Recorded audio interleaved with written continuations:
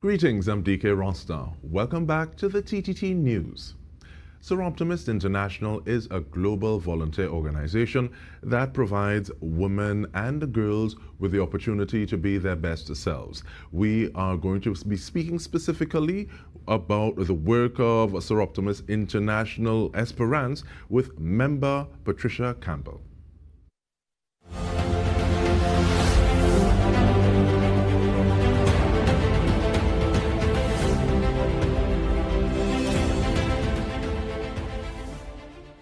Welcome, Patricia. How are you?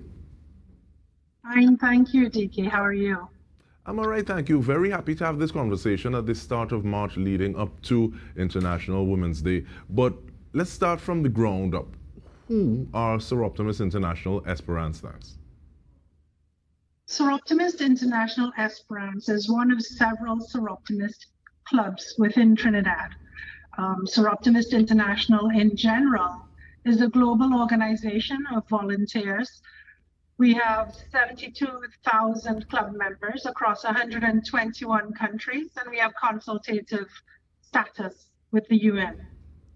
Soroptimist International Esperance in particular concentrates on helping women and girls in rural South Trinidad, including areas such as Debe, Barrackpore, and Siparia, Pinal. And so I want us to get into a lot of the initiatives, but let's start off with the background of your Period Positivity project. Thank you. Period positivity is one of the things that is a hot button topic right now. Globally, there are over 500 million women who are affected by period poverty, which is going to be one of the prongs of our initiative.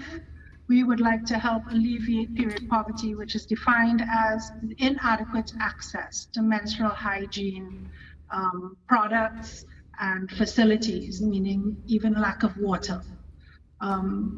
We have partnered with several corporate companies who have donated towards our project, companies such as AMCO, Alston Marketing.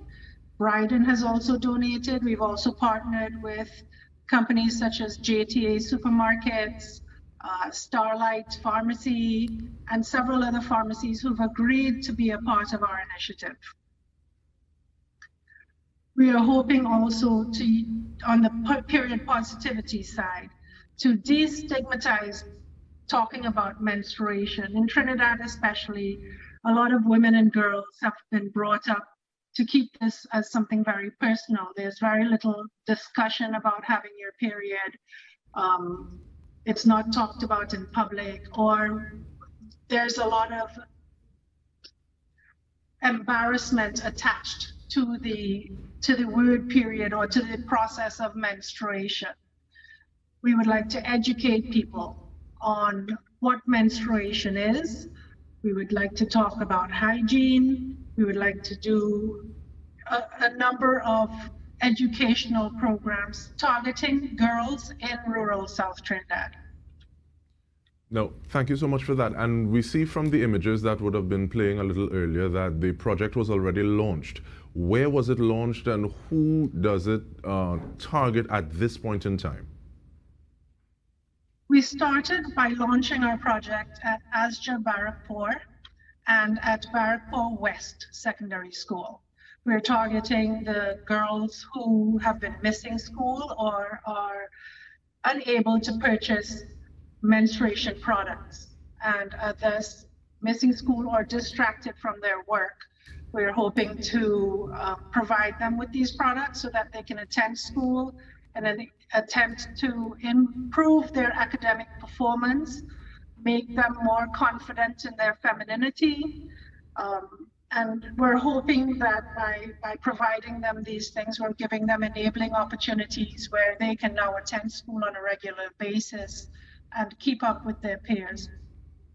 And it seems as though a great deal of work was already done. So it seems as though there are numbers to go already. So there's a certain amount that you've already been catered to, and this is for the entire year, I believe? Yes.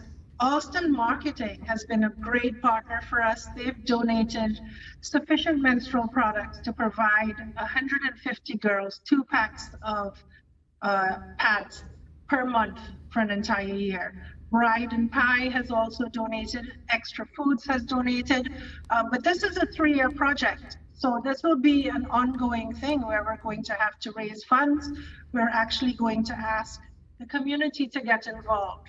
So stores like JTA, Superfarm, some of the smaller pharmacies that don't have space, they will either put bins in at their locations so that the shopping public can, if they choose to help these girls, purchase a pack or 2 or more of pads and drop into bins.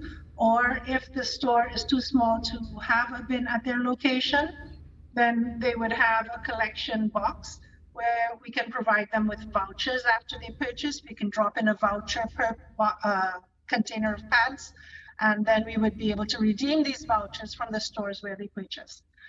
These pads would then be donated to the students who are participating with the program.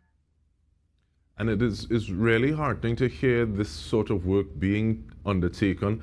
But by no means is this the only initiative that you all are part of. So tell us a little bit more. We have about 2 minutes on this side of the program about some of the other projects that Soroptimist International Esperance is involved in.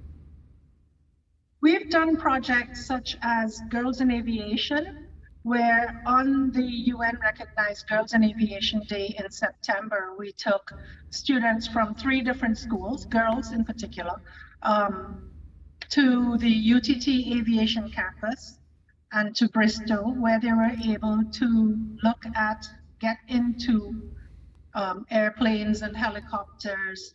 They were addressed by Captain Wendy Yarching, who is now a retired BWIA captain. She was the 2nd female captain for BWIA, and also speak to airline mechanics who are women and people at Bristol so that they could explore non-traditionally female careers.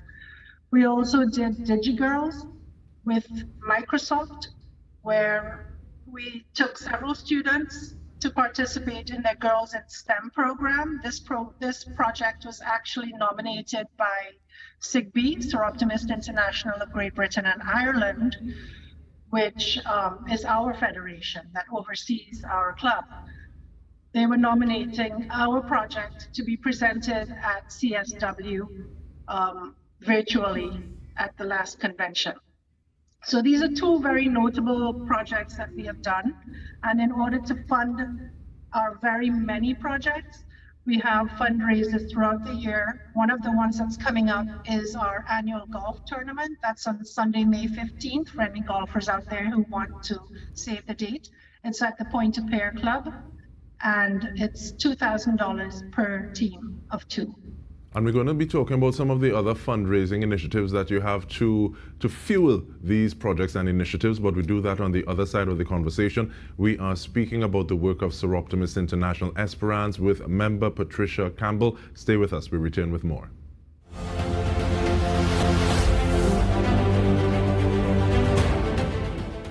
Welcome back. We are looking at the work of Soroptimist International Esperance with a member, Patricia Campbell. And one of the things I appreciate, Ms. Campbell, is that it seems as though even though the focus is on women and girls, men are not excluded. And I look specifically at the Men in Orange, and I think that's part of your Orange the World campaign. What is the rationale behind this project?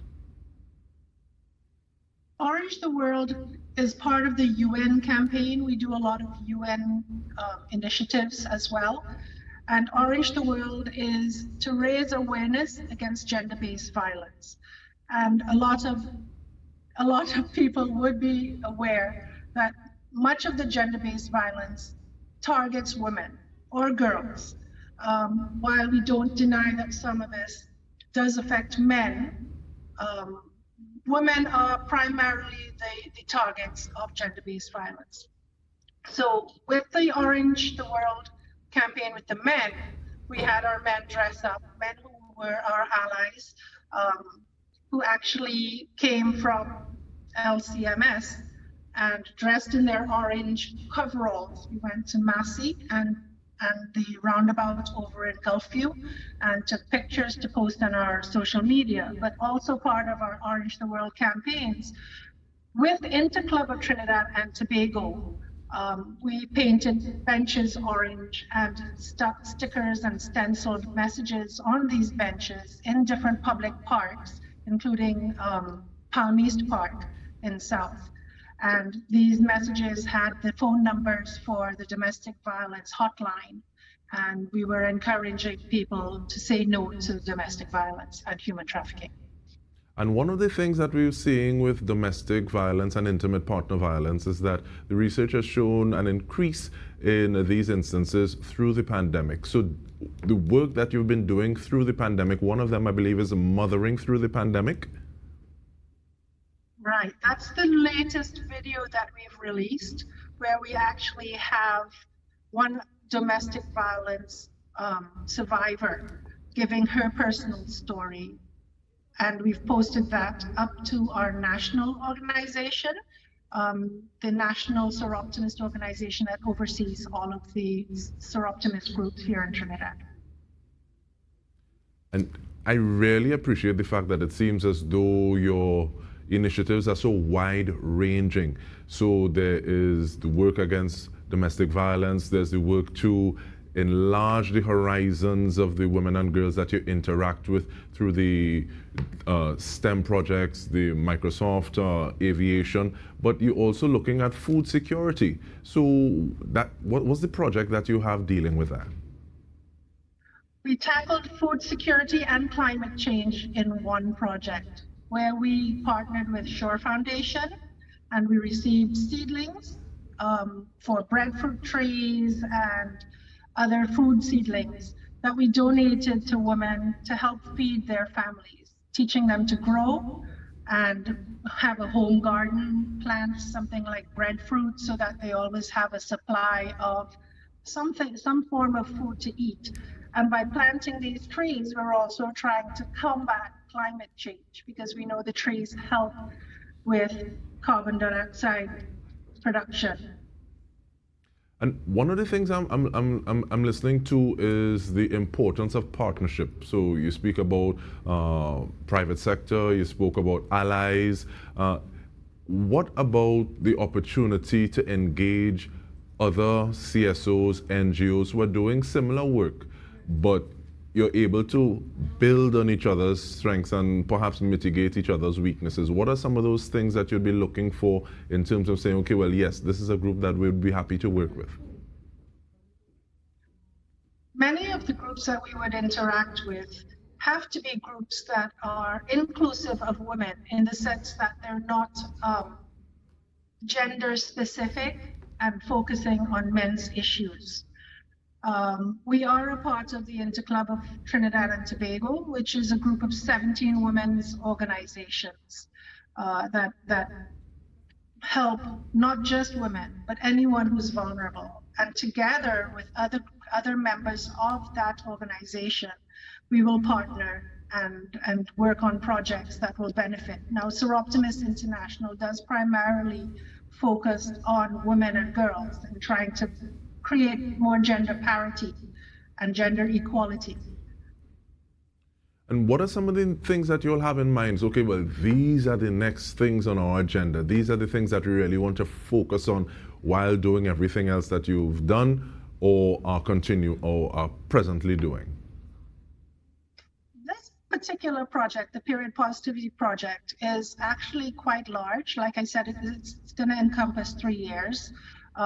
We want to get some measurable statistics so that perhaps we can find a way that would be a more long-term measure rather than just continually donating and educating. So that is going to take up quite a lot of our time. But even so, we would continue to do things like our literacy programs, where we donated computers and tablets and books to children in early childhood care in Esperance and to high schools, so that they can attend class online through the pandemic. We've also done YouTube videos and tutored students online, because many of our members are former teachers or current teachers.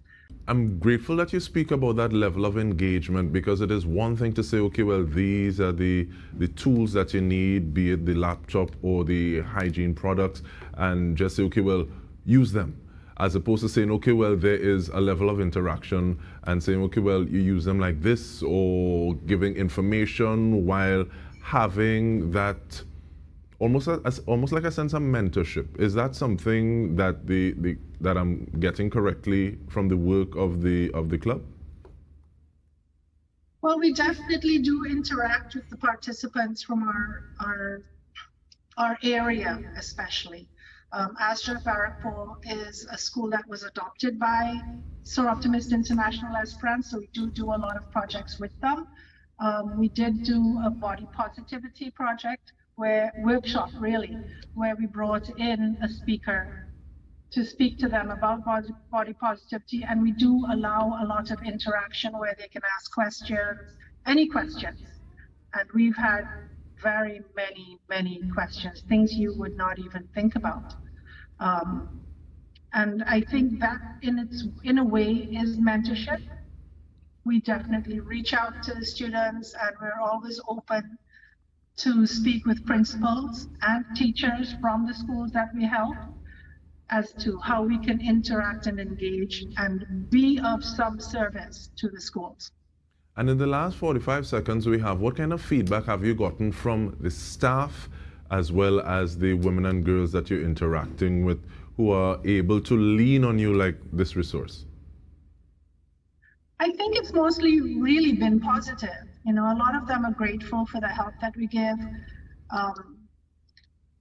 I think something like the period poverty that exists in Trinidad, and we are not alone in the world, is something that most people don't think about because they're not exposed to it in that way. But in places like rural Trinidad, where the poverty has been exacerbated by the COVID-19 pandemic, something as basic as menstrual products, people don't know that that's something that a lot of people can't afford, because to them a pack of sanitary napkins is $20, and you know, KFC is what, $50 for a snack box, and people eat that all the time. So it doesn't occur to them that someone can't afford $20 a month. And we want to thank you so much for the work that you and the entire Soroptimist International Esperance Club are doing, Patricia Campbell. And we look forward to hearing great things from you. And on behalf of the entire TTT News team, this has been In Depth with me, Dike Rostant. Thank you so much for joining us.